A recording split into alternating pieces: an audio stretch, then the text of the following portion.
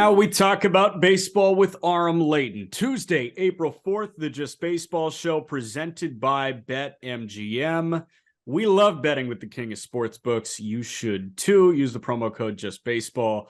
That is in our show notes. Jack, Aram, have yet to talk about opening weekend with Aram, have yet to talk about going to opening day for the first time in a couple of years. You said that you were going to go. We have not gotten a recap. Sandy kind of stunk it up. Scherzer was fine, but how was opening day? And then how was opening weekend, man? It was good. It was good to be there. It was a total bitch to get to. Traffic sucked. It seemed like everything that went so smoothly with the WBC, I think they just like went bare bones, and like kind of trimmed the staff back a little bit. I was in a parking garage for an hour after the game.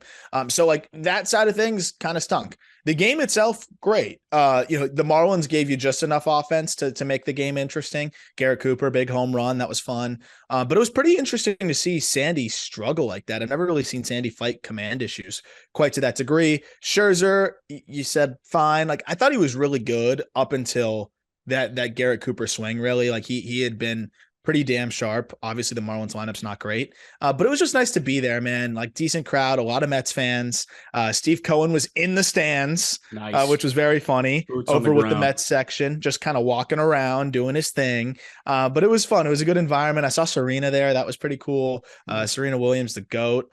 But yeah, it was just cool to see the pace of the game. It was so fast, but it was really engaging. And I mean, what's a better example of the pitch clock when you got Sandy and Scherzer going? Obviously, if they were sharper, we would have saw it, cruising a bit more, but it was still a good ball game. And, reminded me a lot of that feeling of being a kid again at opening day. Yeah. So Steve Cohen being in the stands kind of feels like what I read on, I'm not going to say which website I read it on, but I did read that Starbucks' new CEO, which took over yesterday for Howard Schultz, the longtime CEO, plans on being a barista in several Starbucks stores on any given month, which is kind of eyewash, but I also kind of love it. Like that's cool. It depends how you do it. Yeah, and it feels like Steve Cohen was very low key at Marlins. I think he just wanted to feel like a fan. I really do. Like that guy, Steve Cohen is a fan, but he is not allowed to be a fan because he's the owner of the team and he's a multi-billionaire. So I think it just made him feel like a fan a little bit, just being in that crowd and just trying to be like a normal person, I guess. Like I didn't see it as a me show. It wasn't like kind of the eyewash kind of thing that I thought it might be. Yeah, so like the new CEO of Starbucks, like this is a me show. 100%. Look at me with the common folk. Look at me just lowering myself to the common folk. That's how much of a normal guy I can be. Like that's kind of Gabe Kapler taking the Zoom at Starbucks. Kind of the same vein there. Yeah. I'm hanging with the poor people. Someone take a photo. Yeah, take a picture real quick. I love it. Yeah. All right. So I'm going to ask you a really loaded question that I asked Peter. We already did like an opening weekend recap, but there are some trends that you and I both saw that we want to talk about. There is one when it comes to command or lack thereof that I thought was pretty jarring from box score looking, from condensed game watching, and from live game watching. I was like, guys are not finding the strike zone right now. And this loaded question that Peter and I had a good, 5-10 minute conversation about on yesterday's show is pretty indicative of that. Jack Flaherty, we think finally healthy, dealt with shoulder stuff for the last couple of years, really hasn't been healthy since he was awesome in 2019. 5 innings of no hit ball, shutout ball. He struck out 4. He walked 7. He hit 1 hitter. I asked Peter, did Jack Flaherty pitch well? Yes or no? We both fell somewhere in between yes and no. I think Peter was more yes than I was. I mean, he allowed free 8 passes, and he allowed 8 free passes in 5 innings. Granted, no hits, no runs, but where do you lie on the yes or no question? Did Jack Flaherty pitch well on Saturday? I think he showed some good things, right? Like the breaking ball looked good, and it was what allowed him to get out of danger. But he created the danger all by himself. That's the thing. Anytime you walk 7 and give up 8 free passes, it's not a good outing. It's simply not. Whether you're a high school pitching coach, a college pitching coach, a major league pitching coach, number one thing they're going to tell you to prevent is walks. And I understand he didn't give up any hits, and that's the one thing that salvaged it, because if he gave up 1 or 2 hits, he probably would have given up several runs. That's the difference. You can't always count on not giving up any hits, No hit right? stuff. So Yeah.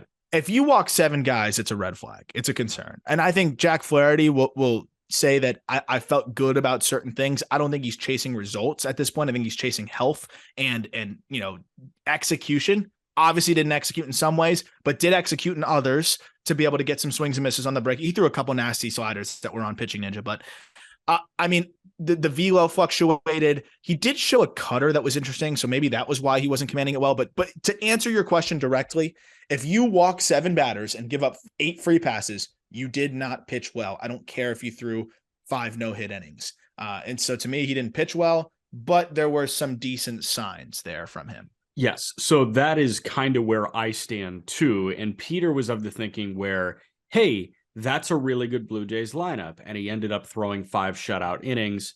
Okay, I can see that side of it. And I told Peter that. But I mean, you said it perfectly. He created so much trouble for himself. He put himself in so many high leverage situations where one missed pitch would have gotten him burned badly. And he had tons of missed pitches when it didn't burn him. So I can appreciate that he did throw 5 shutout innings, but what I can't appreciate is, the whip is closer to 1.5 than it is 1. Yeah. Yeah, exactly. So, I mean, like that's something that if you're doing that consistently, obviously it's going to catch up to you. There's so many stats around walks and leadoff walks and things like that, but also like the whip kind of speaks for itself. And it'd be a FIP disaster if he's walking that many guys. And he just doesn't get enough swings and misses with the fastball to succeed that way. But I do think if the stuff is diminished, a cutter would be a great help. So that's something to follow there. Real quick, I just want to mention it before we forget, because it probably might not be on your like pre-show notes. Yeah. The Braves designated Jordan Luplow and selected Dylan Dodd. Okay. Kind of interesting. Jared Schuster was optioned to AAA. Oh my gosh. Why? I guess for Dylan Dodd. Why would that make any sense? Because they need both of them now. What is that rotation? Right? This just happened. We're recording at 2 on Monday afternoon. It was at 1:10 while we were recording the call up. So you've got Fried that's likely headed to the IL. You've got Kyle Wright on the IL. I mean, Fried, Strider, Morton. Who am I missing that's like healthy that's going to make start for them? What's interesting that Schuster, after one bad start too, they said, see ya. But who's coming up? Bryce Elder? I guess that's something that I don't know. I shouldn't have brought this up. I guess no, that's so weird. But like Ian Anderson stunk. It's good that we're thinking out loud. I mean, like, so this is what Roster Resource says. Max Fried. It says Schuster's still there, so I don't understand why it's saying they optioned Schuster. Fried's gonna miss a start. He's going to the IL. It sounds like Dodd is going to start the 4th.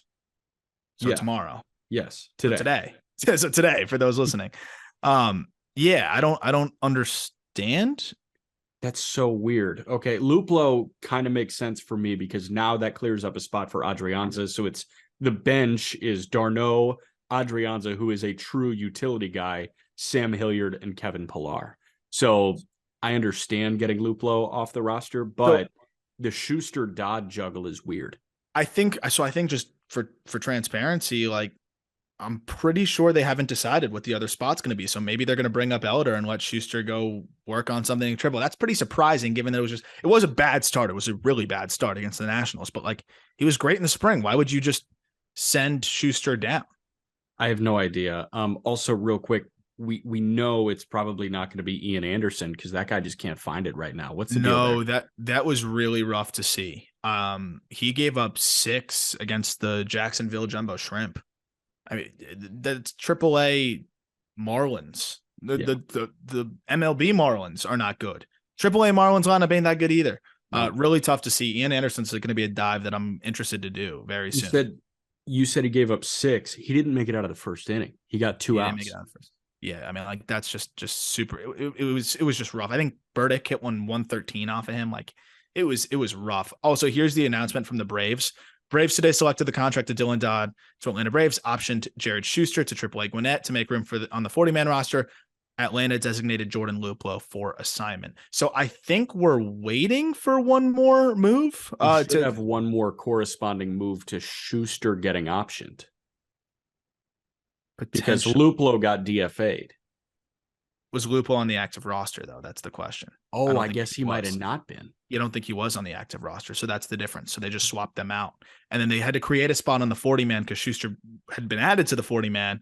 So it's such a mind fuck sometimes with all this shit. But Dodd wasn't on the 40-man. So they had to also clear up a spot on the 40-man because even though you're optioning Schuster to AAA, right, he still is on the 40-man roster. Right. You'd have to designate him for assignment to clear him off the 40-man. Obviously, it'd get claimed in 2 seconds. And you don't do that. Yeah. Yeah. So thank you for stringing along with us for this mental exercise. But that is how we got to where we are at. And that's how it all makes sense. I'm sure a lot of people probably had the same questions and then had the same kind of follow along there with us. So there 100%, you go. 100%. And Schuster is a pretty good transition to the next point that I want to make. Command was just down across the board in the first couple games of the Major League slate, the first weekend of the Major League slate. We mentioned Flaherty walked 7, hit a guy in 5 innings. Schuster walked 5 guys in 4 2/3.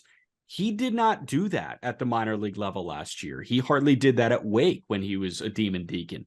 Edward Cabrera, Sandy Alcantara. Sandy walked 4 in 5 2/3. I've never seen that. Weird. Edward Cabrera walked 6 in 4 innings. Lance Lynn, Jesus Luzardo, Merrill Kelly, Sonny Gray, guys that are not walk prone, walked 4 guys. So then I started to dive into the overall trends.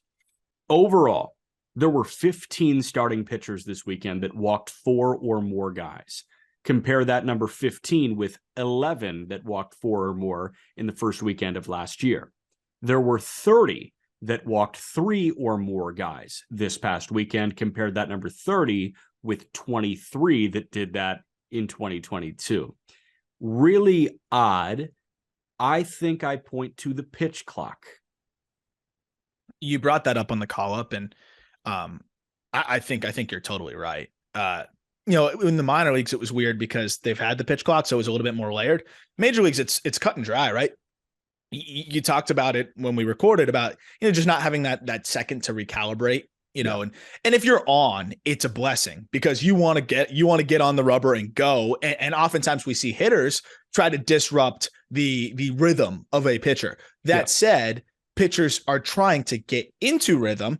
And sometimes when you aren't in rhythm, it's hard to just magically get there without taking a breather, taking a lap around the mound, kind of doing your thing, whatever your MO is to get rolling. So I 100% think that was part of it. And I think, also you have the fatigue that might come with it a bit too, because you are go, don't have as many breathers, as many, chances to kind of slow down. So, I think that's 100% a factor here. Yeah. It's something that I think pitchers will adjust to, but there's no doubt that I don't think it's a coincidence that we saw walks up through this first series. Yeah. Again, you need a rhythm breaker. And that was my worry last year. I think when we were getting into the AAA season and you had the pitch clock, how are these guys going to find a quicker rhythm breaker or a quicker lack of rhythm breaker, almost slamming the reset button hard? And we see a lot of guys go grab the rosin bag. You kind of have to speed walk to the rosin bag to get it and be ready to go now. So is there a quick cue that guys can figure out during bullpens where it's all right, I need to feel this nasal inhale in through the nose, out through the mouth. Let's go. A simple shoulder shrug. If you can find a 5-second reset as opposed to the 15-20 second reset that some of these guys had, then good. Obviously, it's going to take a lot more than one start to find that reset. 100%. And these guys will find it, right? I'm not worried about it, but it is an interesting note out of the gate. For someone like Jared Schuster, I don't think that's why he struggled. And I think that's why we see him in AAA, because he works quicker than anybody I saw in the minor leagues last year. Yeah. Both of us said that. And, ultimately just seemed like he just had the pregame jitters, the first game jitters. What's interesting is Peter talks about his betting systems. Yeah. And one of the most foolproof for him has been rookie pitchers making their MLB debut on the road. It's so niche and so weird, but he has brought it up to me almost every single time a guy debuts now. And I don't have the stats in front of me, but I can just tell you anecdotally, it's the last 5 times the guys have gotten racked. And I'm like, all right, man, Peter, I'll buy this one from you. It really is real. So, that is something that, is interesting, but clearly I think there was a release point issue, a mechanical issue. That they wouldn't just send him down. The good news is they have Dodd kind of plugging right back in. But with some of the veteran guys like a Sandy, Sandy, remember, he didn't have spring training. He threw in the World Baseball Classic, which I think got him ready on an intensity level. Yeah. But didn't get him ready on a rhythm level. And I think Sandy this was one of his, he didn't have nearly as many starts with a pitch clock because the World Baseball Classic was slow as all hell. We didn't care because it was sick, but yes. That was kind of one of the first legit starts with the pitch clock for him. Great point, because 3 of those 4 other names that I mentioned that walked 4 in their first start: Lance Lynn, Team USA; Merrill Kelly, Team USA; Jesus Luzardo, Team Venezuela. So you've got these guys that didn't get those 2 or 3 more starts that they would have gotten in spring training with the pitch clock. Instead, they were rearing up and they were at 100% every pitch. You have 20 to 30 seconds between pitches to do that. Hell, you have as much time as you want. So yeah, I guess these guys were just not ready, maybe with their rhythm breaker that they were hoping they would have. I really think that's 100% what it was. And it's funny, you look at the hitting side. Yeah. A lot of the WBC participators are raking. Yeah. Because I think those were guys that had things going offensively, and it was higher intensity than spring training, forced them to lock in a little bit more. And I think they were more locked in going in. Trayce Thompson hit 3 home runs. We were talking about, I'm on Bozo watch for saying that Trayce Thompson was a fluke last year. We'll see. It's one game, but just to say, like, he's locked in, right? I mean, that's 3 bombs from him. You've got some other guys that played in the WBC. Even Yoan Moncada is off to a phenomenal start. Mullins off to a great start. A lot of the WBC guys, Kike Hernandez swinging it really well out of the gate. A lot of these WBC guys are off to great starts offensively. I don't think it's a coincidence. So while the adjustment to the pitch clock may be, a little bit counterproductive for the pitchers that were pitching in the WBC, I think for the hitters, they are a little bit more locked in, because there's a lot of guys that were playing in that are, of course, Randy off to a great start as well through these first few games. Small sample, but I don't think it's a coincidence that many of the top hitters through the first 3 games were guys that, were playing the highest intensity ball games, just a few weeks ago. So I've got a Randy Arozarena question for you. And Randy is a guy that, like, everybody has fallen in love with, whether it be in the postseason or in the World Baseball Classic. Note those environments. This is tournament guy that we're talking about, Randy Arozarena, and he has a Rookie of the Year. He is a career 810 OPS guy in the regular season. But when you go to the postseason, Randy Arozarena is an 1100 OPS guy. He OPS'd, I think, close to 1400. What's his WRC plus in the postseason? 203? I think so. I think it's over 200. I don't have that now because I'm on Baseball Reference, but I think it's 203. I want you to pull that up later. Yes, I will. But like Arozarena, dude, I mean, he is such a joke in the postseason, and he was such a joke during the World Baseball Classic in a good way. We're talking about this guy as like one of the best players on the planet when the lights are on. When the lights are relatively off, what does Randy Arozarena look like? And I think the answer has been good player. But now in the first 3 games, he's 3 for 10 with a double, a homer. He's got an 1100 OPS through 13 plate appearances. So I ask you, does Randy relatively break out this year? Does he become a great player? Or do you think he is an 800 OPS guy, and when the Rays get into the postseason, he ups it again? Like, is this just the Randy that we have to come to assume? It's weird because I think it's a great question. I mean, we've roughly talked about it in the past, but never really gave our full thoughts on what we think he will be. It's kind of just like an interesting situation. Yeah. I'm not a big believer in guys becoming different players in the postseason. Like, I really am not. I think great players perform in the postseason, and I think some players maintain that low heart rate a little bit better than others, but I'm not a believer in good player becoming great in the postseason. I just don't really think that's a thing. Randy Arozarena is, the exception. I'm 100%. You can't deny what he has done. The sample size is too big. We have over 100 plate appearances in the playoffs, and then we have the World Baseball Classic. So clearly there's something there for him when that intensity level rises. For me, I think he's talented enough to be not a 203 WRC plus or whatever it is on Fangraphs, but in the postseason, I think he's good enough to be a fringe all-star. And I think he has to find a way to lock in for 162, because we've seen him go through stretches. He's a streaky player. He goes through stretches in the big league season where it's torrid, and he looks like the guy that we see in the playoffs. I think for him, it is just a matter of finding a way to get yourself that fired up, locked in, and amped up for 162. I think every guy has that struggle, but I think we see what's in there for Ronald Acuna, or excuse me, for Randy Arozarena. I'm looking at Acuna's stats through the first few games too, but with Randy Arozarena, like I think he's got to find a way to get that intensity out. And maybe he did.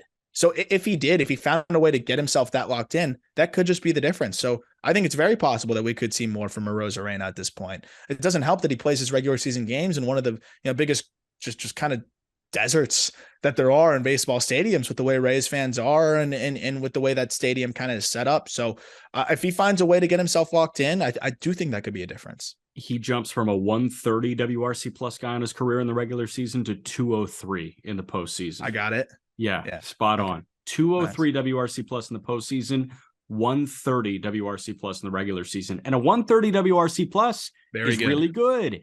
He is not a great defender traditionally in the regular season. That's a focus thing too, man. Like, think about it. That is like the focus thing. I think every major league hitter dials in for plate appearances, right? Because like that's where they earn their money. Like that's where they win arbitration cases. You don't lose $100 million contracts by playing a shitty corner outfield. Like Juan Soto is terrible in a corner, and he's going to be a $500 million player. Nobody has any doubts about that. Juan Soto knows that his money is made at the plate.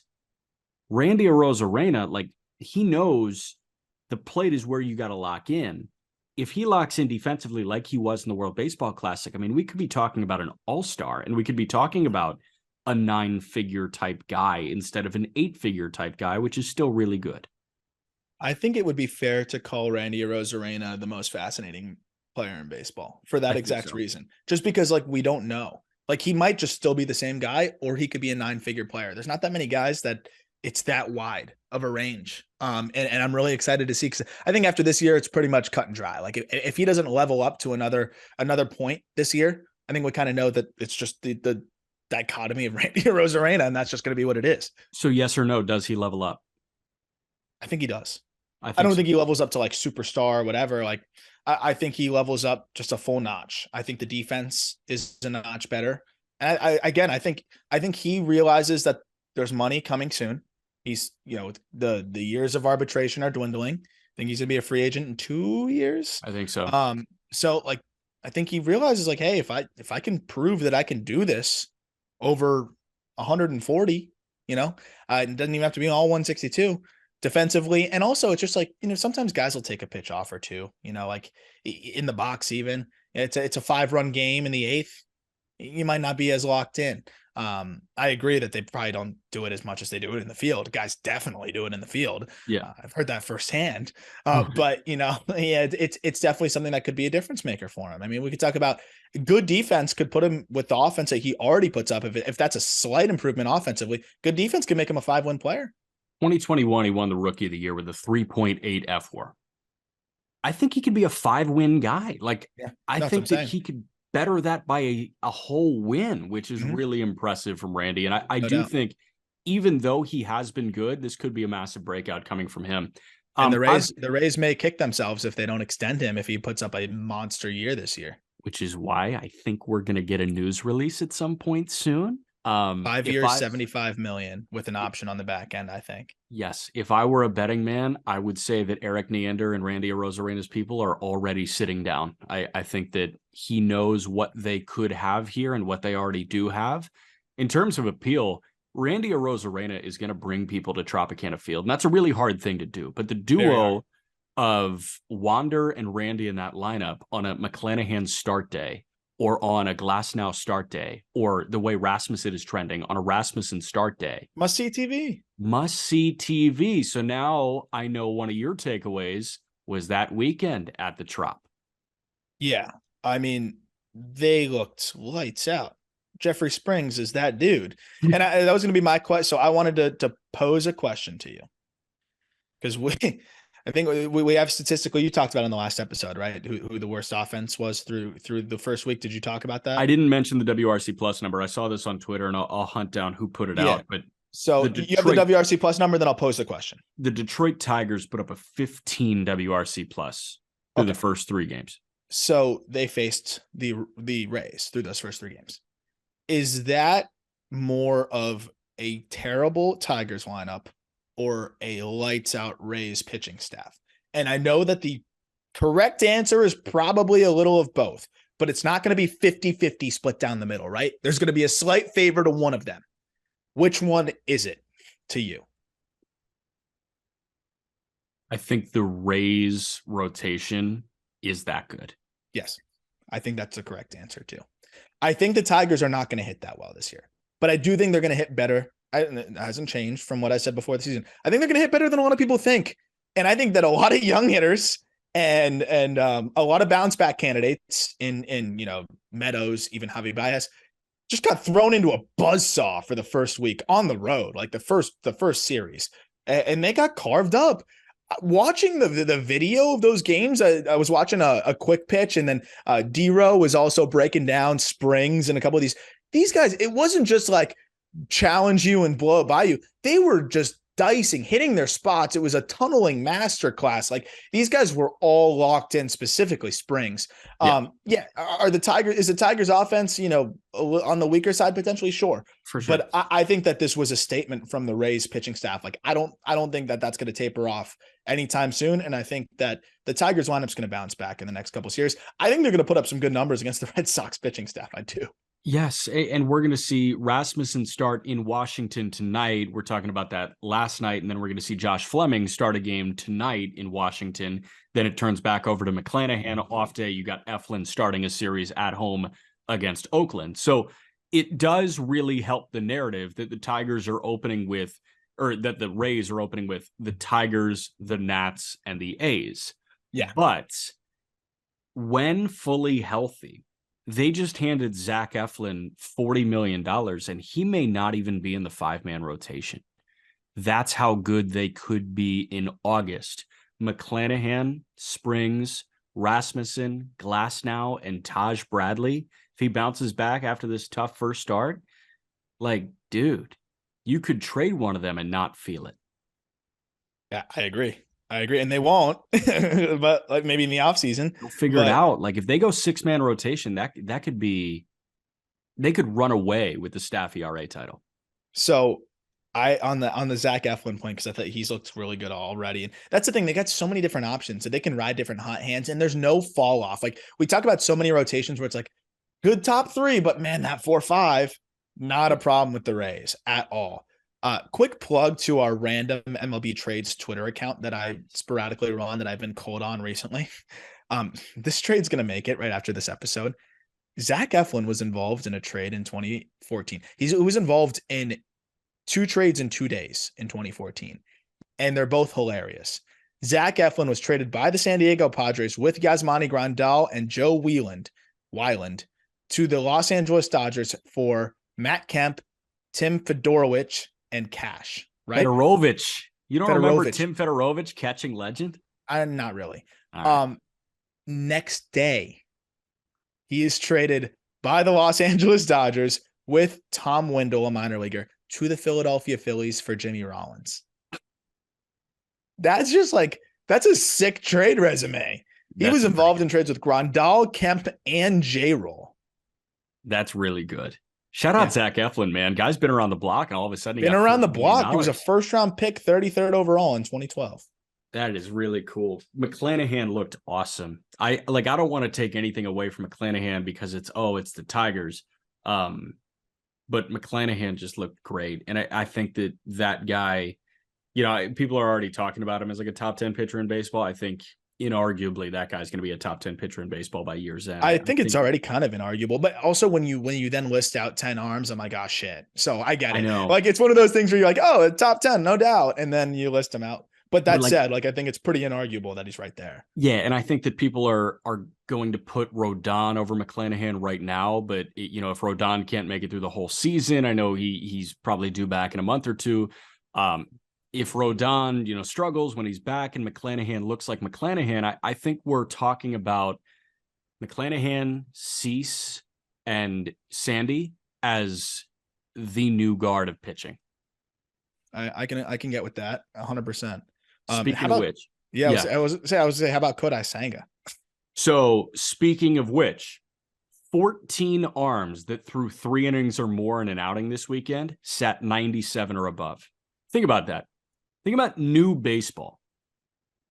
14 starting pitchers. There's one swingman in here, Dre Jameson, who was flat out awesome against the Dodgers. But Hunter Green, the only one to sit 100 plus, understandably so, it's Hunter Green. Green, DeGrom, Ohtani was third, Strider, McClanahan, Dustin May, who was great, Sandy, Luzardo, Garrett Cole, Jameson, Dylan Cease, Kodai Senga, Brandon Woodruff, Luis Castillo. Sat 97 with their heater. This is a new age, baby. Enjoy it. It's fun to watch, man. It's fun to watch. And some of those guys are, sitting upper 90s with run and sink, like Dustin May and Sandy. And what was crazy too is off of that heater, you had Kodai Senga throwing that ghost fork, man. And I don't know if I've ever really seen anything like that. Again, he diced up a Marlins lineup. I don't care. That pitch, the way that pitch was moving, that'd be a problem against any lineup. That was really fun to see. Senga, we talked about, I think he could be one of the best threes, if not the best three starter in baseball.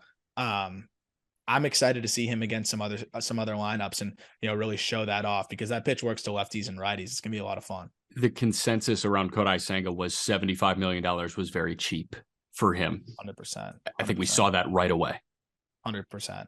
I got a question for you off of that Mets Marlins situation. Yeah. Luis Arraez is him.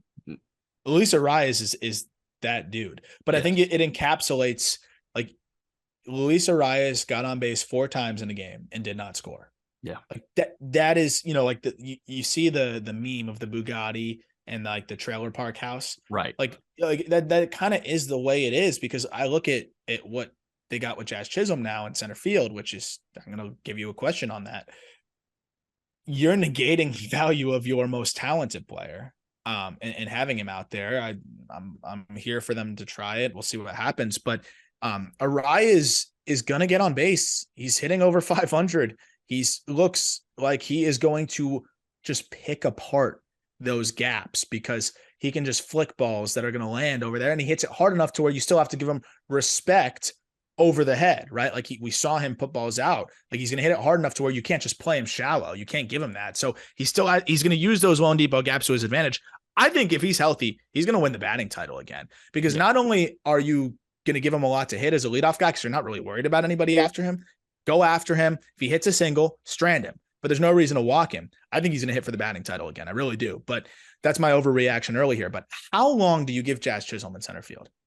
Another bad play. He was shaded over because of the shift or the cue cards that they had, but it doesn't really matter. He made a play that, I'd say almost every single center fielder, most outfielders probably catch in stride. Looked brutal, dove, got by him. Didn't make a difference. It was 5-1 already or 4-1 already. But this will make a difference. And the Marlins are, trying not to be out of it in the first 2 months of the season. The worst thing that can happen for a franchise like the Marlins is indifference early in the season. Then no one shows up, and they're already, battling with that. So my question is, how long do you let this experiment go in center field with Jazz Chisholm? Yeah, so not much longer. And the play that you're referring to, he was shaded a little bit towards right center, and the ball was hit dead center to left center, and he was running to his backhand. And you're right. So many other center fielders, I think any natural center fielder gets a way better jump, even at the AAA level, gets a way better jump and will make that catch in stride. What you saw from Jazz was a late dive and an even later, jab with the glove at the ball. It was so weird because it just got on him way quicker than it got on him way quicker than he thought. Yeah, he hasn't seen it. He hasn't read balls like that. Like, it just got on him way faster. Yeah, mechanically, I think any baseball fan can say mechanically that was terrible outfield defense. And I think that, Jazz would probably say that was terrible outfield defense. No, he'd say that he was deking them or something like that. I don't know. For sure. I thought, maybe if I let that drop and hit the wall, we could throw him out at third. Yeah, exactly. No, man, I mean, I wouldn't give it much longer at all. I ask you, how do you restructure the infield to get him back there? Do you think that Jazz can play short? Like, is Wendell just not the shortstop? That's the thing that I'm thinking about, though, is okay, they moved him off of short because he was kind of shaky there. And now after you make him try to sink or swim in center. Now you're going to move him to shortstop where he hasn't played in over a year and say Right. sink or swim there. Obviously, he'll be better there, but it might not be, wonderful there too. So I would probably say I would ride it out as long as you can't, like, as long as you can take Joey Wendell at short. Because the big problem with this is that Joey Wendell has been terrible through 3 games. We'll see how he does. He needs more time. Yeah. But I think John Birdie is the big, and we don't need to spend too much time on this Marlins team, but I think John Birdie is the big factor here. He can play center at a decent level, and he can play shortstop. And that guy led the league in steals last year, and we saw stolen bases almost up double on opening day. So that's a guy that should be in this lineup way more. Maybe they give him some action at short, see how he does. If both Birdie and Wendell struggle at short, then at that point I say screw it and put Jazz there. But I think, you already are kind of making him try to figure it out at one spot. Why put him through that again? His offense is going to struggle at that point. So as much as it is tough to watch, I think you got to give it like a full calendar month. I think you got to give it this whole month and just see what happens, because otherwise you're going to be fucking with this kid way too much. And this is your best hitter, like at least your best upside OPS hitter. Obviously Arise is your most, polished hitter, but in terms of like who's going to take you to the promised land, it's Jazz Chisholm with an 850 OPS. It's the only way this team can win anything. That to me is just too much for this guy. So I think they got to just let it go for a month and see how disastrous it is, and also hope that they get more from their shortstop position. But what did they think was going to happen? I said this, I said this off on Twitter. After that play, like, it turns out a prerequisite to playing center field at a decent level at the major leagues is having played center field at all in your entire life. Yeah. Like, of course it is. What did we think was going to happen? That kid made some great moves, Raya's deal being one of them. But come on, like, this is just like the least surprising thing, it's just shocking to me. Like, I feel like other major league GMs and major league front offices have to be sitting there and thinking, what are they doing? Yeah. Like, why did they do that to him? And, I think that construction around Jazz didn't necessarily go according to plan. Like, I think Wendell is just an anchor for your roster right now, and Stalling sucks. Like, I think Nick Fortes might be the catcher. He is. He already looks good. Yeah. So obviously, like, you've got Wendell at short. If you want to make Jazz the most comfortable, he's back at second base. Arise stays in the lineup. He goes to first. We know he played first in Minnesota. But then what happens to Garrett Cooper? You know what I mean? Like, Yuli Gurriel, there's no weight attached to him. Like, you can, nip that if you want. But what happens to Garrett Cooper? Does Garrett Cooper DH? Okay, then what happens to Soler? Like, Soler's in the outfield. There's a lot of just like, there's so many like puzzles. Those puzzles that are like within a box and there's one open space and you need to complete the photo. Yep. It's like, dude, those are impossible to solve, and that's what the Marlins lineup is right now. You know what that's called? What? Poor roster construction. Correct. Yeah. So we'll see how that goes. But you're 100% right. You're 100% right. And you know what I think the big thing that's going to kind of clear things up for them is once Avi Garcia gets relegated to the bench, which I think is not far away from happening. Very soon, right? Yep. Sounds like it. Does Sandy bounce back tonight? He takes on Kenta Maeda at 6:40. Yes, I do think so. I do think so. Couple other arms. Do you have one more takeaway? Because I kind of want to run through the notable pitching matchups for tonight. That's kind of something I want to do, like, for every episode. Like, hey, here's your viewing primer for tonight. 100%. No, nothing really from me. Scherzer looking to bounce back in Milwaukee. He's against Wade Miley at 740. Scherzer, I guess, is pretty interesting there. Dylan Dodd, his major league debut against what I call the best lineup in baseball right now with Altuve out in St. Louis. Steven Matz makes his season debut. Pretty interesting. I'm very interested in that. He looked good in the spring. Yeah. And St. Louis, the only team through the opening weekend with the WRC plus over 200. Like, they shit on the Blue Jays. They were good top to bottom. Are you drunk on the Brendan Donovan Kool-Aid like I am? Oh yeah, no, it's clear, man. He's been just taking over games, dude. Bro's been taking over. How about Burley too? Burleson swinging it. Nolan Gorman looks more refined in the box. Swing looks way better. His moves look way better. That guy, I think, has figured something out. It's not fair what they have over here now. Like, Dylan Carlson's a bench player. I know. Tyler O'Neill was a pinch hitter. Dylan Carlson stayed in the lineup. O'Neill pinch hit for Burleson on Sunday. I like that a lot though, because that's going to allow them to keep a lot of guys fresh, especially someone like O'Neal who's often injured. Right. Even some of the older guys, you can get Goldie a day off here and there. You can get Arenado, who's not even really old, but like get him a day off here and there. Like they're going to talk about the opposite. They can mix and match, and the puzzle pieces fit perfectly. It's like master of Tetris, the way that this Cardinals roster, it allows them to move and shake so easily. I'll take my take a step farther, actually. I think the Cardinals could build themselves enough capital that by the time Altuve comes back, even with Altuve in that Astros lineup, they could still be the best lineup in baseball. I don't think that's crazy at all. I think the big factor would be how good is Jordan Walker and how good is Tommy Edman offensively. Yeah. If those two guys are putting up good numbers, I'd take that lineup with any. I am going to watch an Oakland A's game tonight at 9:40 because I want to hear Dallas Braden analyze Shane Bieber. I think that is going to be pitching porn. So if you are interested in that, Bieber looked flat out unbelievable on Thursday night in Seattle last week. I think that obviously he's going to carve through in A's lineup. And I think Dallas Braden talking about that on the A's telecast is going to be great. I like that. I'm actually, I might have to tune in then. And is it in Oakland? It's in Oakland. Bieber's going to just be aggressive and just, he paints, but like can paint with a little bit more aggression. That's going to be fun to watch. That should be minus 300 by our friends at BetMGM. that should legitimately be minus 300. I don't know what it is, but it should be that. One afternoon game today. You tuned in for Gallen and Darvish in San Diego? Yeah, I want to see Darvish. Is he thrown yet this year? No, season debut. No. So that should be interesting. And Roansy Contreras, I'm buying the stock in Roansy right now. He makes his season debut against King Nick Pivetta at Fenway Park. Jeez. It's a good chat. It's a good test for Roansy. Tough place to pitch. Not the worst lineup. I'm excited to see that because the stuff is silly. It's just about the command. And then also somebody that if you're ever watching a Brewers game, we've got the next Hunter Pence who just got called up in Joey Wiemer. Joey Wiemer, awesome guy, friend of the call up. He's been on the show multiple times. Just so much fun to watch. Elite power. Brewers brought him up after Urias went down with an injury. He's going to take over the outfield for now. And he's got 30 home run power and 20 plus stolen base potential. Like you won't see someone that hits more frantically. He plays like his hair's on fire.